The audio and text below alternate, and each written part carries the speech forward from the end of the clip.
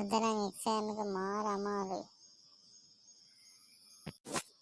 බලන්න ඕන ප්‍රශ්න පත්‍ර වලට උත්තර ටික ඉන්ටර්නෙට් එකේ සර්ච් කරලා මොකද වෙලා තියෙන්නේ කියලා. අපට හොඩු වැඩේ කෙලවිලා නේද? පළවෙනි ප්‍රශ්න 3-4ටම තනිකර භූතයන් ගහලා තියෙන්නේ. ඔක්කොම වැරදි මං හිතන්නේ.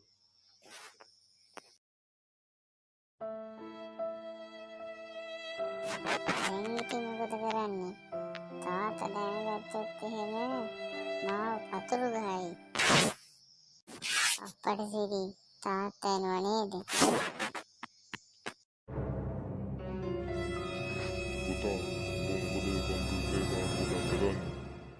උඹ එක්සෑම් එකට පාඩම් කරන්නේ එහෙම නැද්ද? නෑ තාත්තේ පාඩම් කරන්න තමයි හැදුවේ. අද කරපු පේපරේ ප්‍රශ්න ටික මම පොඩ්ඩක් ඉන්ටර්නෙට් එකේ බැලුවා උත්තර ටික හරිද කියලා. ඒකයි මේ කර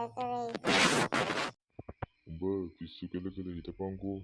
තව මාස 4කින් 5කින් විතර ප්‍රතිඵල එයිනේ. එතකොට මම බලා ගන්න. පාස් වෙලා තිබ්බොත් හොඳයි. නැතිවොත් එහෙම ඒක මම බලා ගන්නම්කෝ. හැබැයි පුතෝ මේ සැරේ උඹ විභාගේ අරගෙන තිබ්බොත්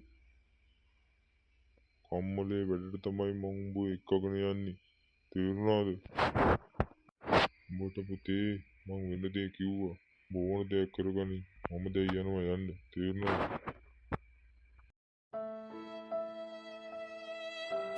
අම්මෝ මට නම් කම්මලේ වැඩට යන්න බෑ. ඒක තියෙන සබ්ජෙක්ට් එක ගැන ටිකක් බලා ගන්න ඕනේ. මොනවා හරි කරලා බලපලා ලියා ගන්නත් එපැයි. මේව පාඩම් කරන්න බෑ. කම්මලේ. සිරිමලාලේ ගෙවල් පැත්තට යන්න ඕනේ.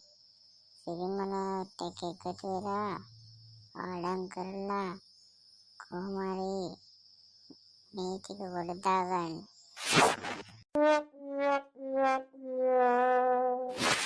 සිරිමලාලේ ගෙදර ගියත් ඒකටත් මෙලෝ දෙයක් බෑනේ. මං වගේම අමු ගොනෙක්. ප්‍රශ්න තනියෙන් බලනවට වැඩිය සාකච්ඡා කරපුවම තමයිලු මතකෙ තියෙන්නේ. අපේ සර්ත් කිව්වනේ සිරිමලාලේ ගෙවල් පැත්තට ගිහිල්ලා ප්‍රශ්න ටිකක් සාකච්ඡා කරගෙන එන්න ඕනේ. හෙට තියෙන එක්සෑම් එකට අදාළ වෙන. ඒක තමයි හොඳම විදිහ. අන්න දැන් ගියා නම් හොඳයි.